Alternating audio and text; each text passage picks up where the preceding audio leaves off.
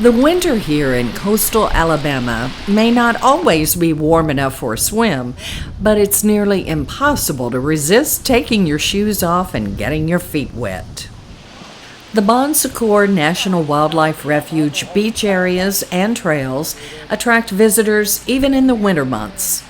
Refuge manager Brittany Peterson says there's a lot of things for visitors to do on the refuge during the colder months. Honestly, the wintertime is the best time to be on our trails. It's cool, it's enjoyable, we'll have some migration going through. You won't burn as much, and you get to get out and really enjoy and see nature at its best during the winter. During January and February, we'll be having our winter walks and talks. So it's a series for about a month, depending on how it all works out, led by volunteers, where we'll have walks led by volunteers, whether it's nature walks, history walks, medicinal edible plant walks, and beach walks that are guided by volunteers that are local and knowledgeable.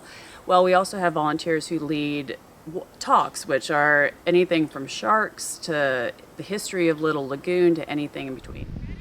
In November, 2 students from the University of Florida were conducting research in the dunes near Mobile Street in Fort Morgan. Graduate student Gabriel Campbell and undergraduate Liz Miller were collecting data about milkweed plants that are native to the dunes. Milkweed is an important plant to sustain habitats for many varieties of insects, particularly the monarch butterflies that migrate through coastal Alabama each year. Like a mussel? Okay.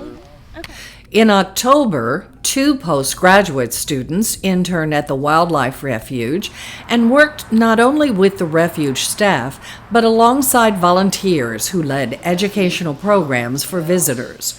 The role of volunteers is crucial to support the operation and management of this nearly 8,000-acre property.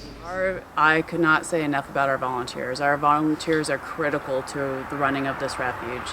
They lead all of our outreach and education programs. They help run our office, greet visitors, orient them to the refuge and to the area. They also help with maintenance programs throughout the refuge, just general trail maintenance to mowing to weed eating. They're critical to helping us keep this place up to keep alive and moving forward.